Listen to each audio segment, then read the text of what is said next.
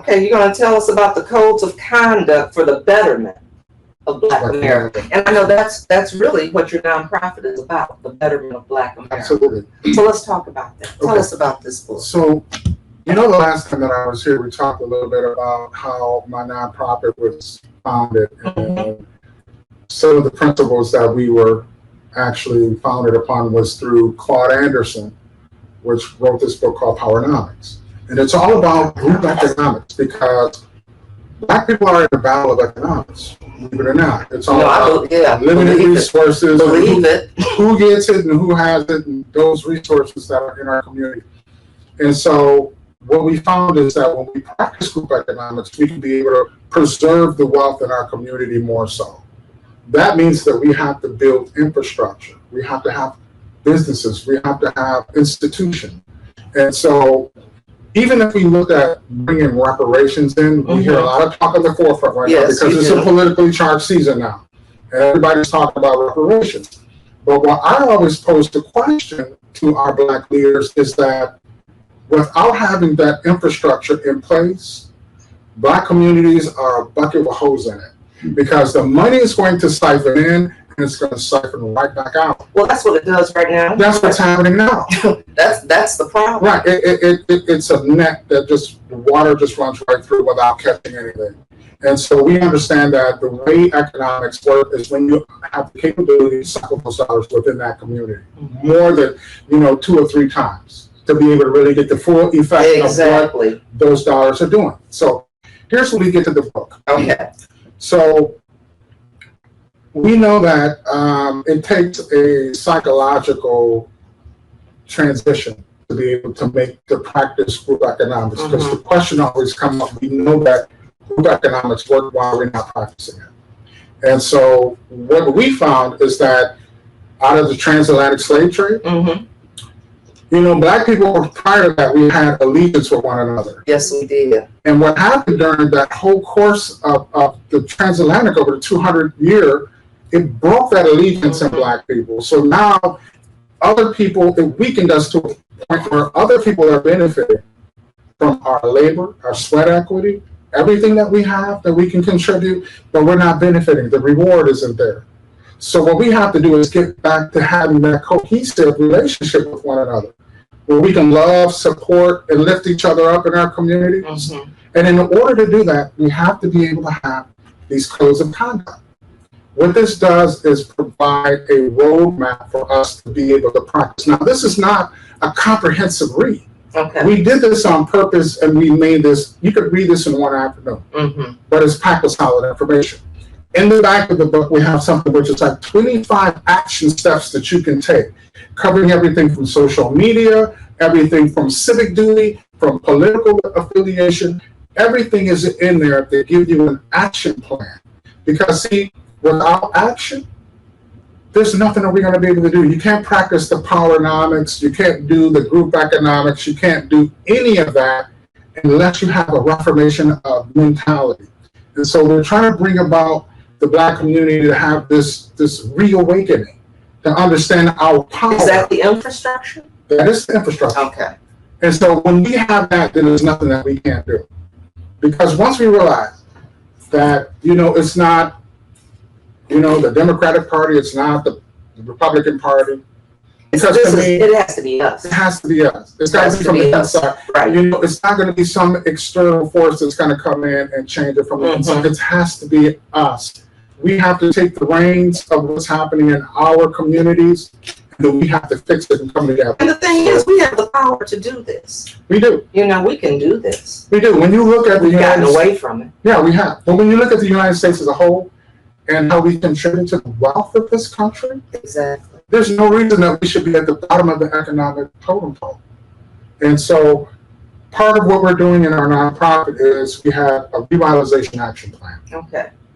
This book is part of that action plan. And what we're trying to do is we're trying to create systems that are going to stimulate income within our community. Okay, I have a question. Why do you think it is I mean, because we know things have happened. We've heard about how we've had all of these different Black Wall Streets and all of these different places. I mean, I know Flint had, we had, every place has had, and they've been destroyed, whether it was, well, a lot of it was intentionally. Some places were set on fire, people were killed, expressways have come through, all kinds of things have taken place. But why do we have to really be intentional about this. Right. I mean, why do we have to work so hard to do this? Yeah. Other people do it. Other people turn over in their community. They turn their dollars over in their community. And we run and spend our money other places, and we're not talking about group economics. But you know what? You bring up a good point. Because you have a keen power of observation when it comes to like what's happening in the Black community. Because you mentioned all of the communities that were thriving at one time and were destroyed as a result. And so Tulsa was the only one. There were over 100 Black cities that were destroyed on purpose because of what happened with the flourishing and the growth potential that was happening.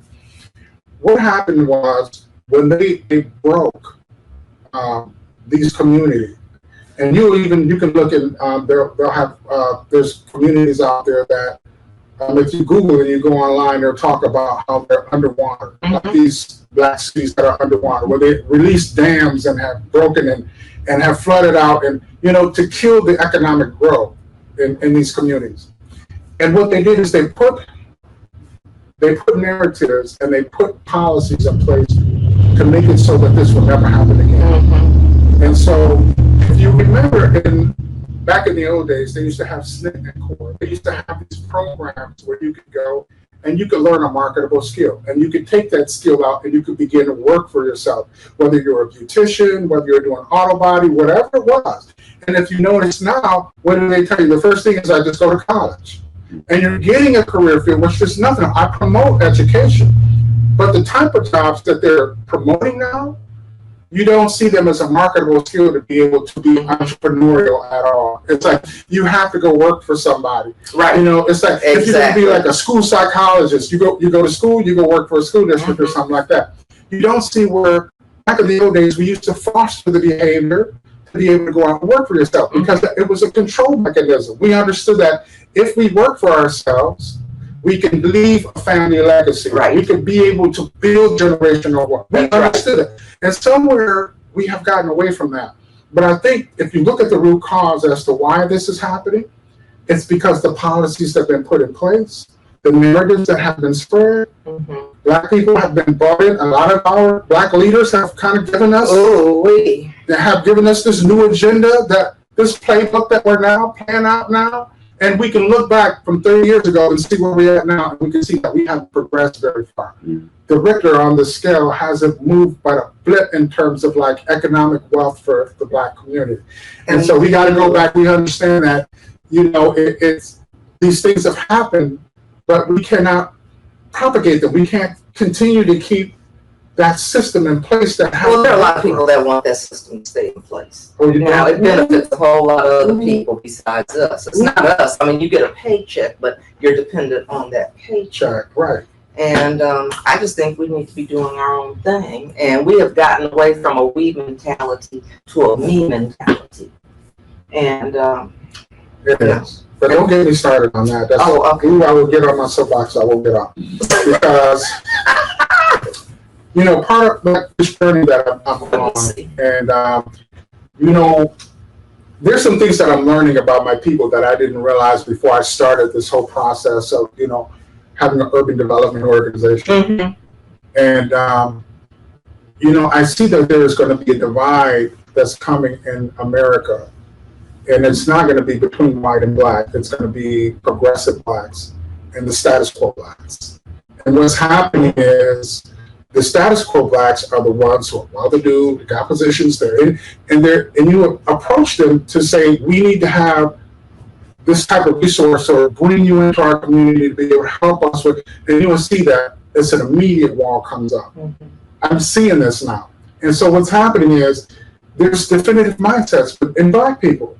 The ones who are like happy with the way things are, we don't need to change it, we have to go along to get along, and then you have the ones that say, we had enough. It's time for us to be able to do something. It's either you are with us or you're against us. And and so you got black politicians. They're going to be standing on the outside of the people that they claim to represent in a minute, because people are getting. Don't get us started on that. People are getting tired right here in the city of Flint. Yeah, people are getting tired, and so sometimes it just may be a case of that. I don't know if these people are too far removed from the black community. I don't know what it is, but there is something happening where it's like there's a disconnect. There's a disconnect between what they're saying and as long as they're okay. Yeah. Then it doesn't matter. It doesn't matter. So the problem's going to continue to persist in our neighborhoods, in our communities. And before we could build some black wealth when we were doing it the other way, when we were talking about the group economics. So that makes me want to ask you, because some people may not have tuned in before, because you have Black Network Associates. Right. And that was I thought that was such a good thing. And so tell us about Black Network Associates, because I got excited about that. Absolutely. And so I mentioned our revitalization program, and we have programs for small businesses. We have something which is called Networking Black Businesses. It is a program that we roll out for nonprofits and churches. And what it does is it provides a means for business to do more than just survive, but to thrive. We're all in survival mode. And we got to move out of the survival. Right. Yeah, we got to move out of the survival mode and get into the thriving mode. And here's what we do. We have put a learning management system on our platform. We have two, as a matter of fact. We have an internal learning management and we have an external. I'm going to tell you why this is important. It's because we know that education is the pathway to upward mobility. Say, for instance, if you were to go to college, you're studying for a career field. So you're preparing to go into like your job. Well, when you're in business, you can go to a business school and take classes to be able to, in marketing or business management, what have you. But by the time you graduate from high school, out of your college education, what's happening out here? It's obsolete in those books now. It's so it's like your accountants, people that are already in business, that are already doing, are successful. We have a hub of those now on the DNA platform. So you don't have to go to the school of hard knocks and kind of beat your head to kind of figure out what should I be doing.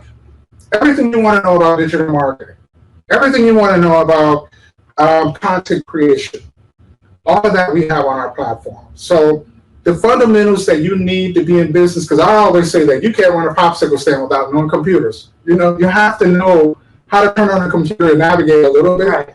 And that's one of the pigeonholes that I find in the Black community, is that the young kids coming up, they know they're born with a smartphone in their hand. Right. But for some of the older generation, they're struggling with that. Right.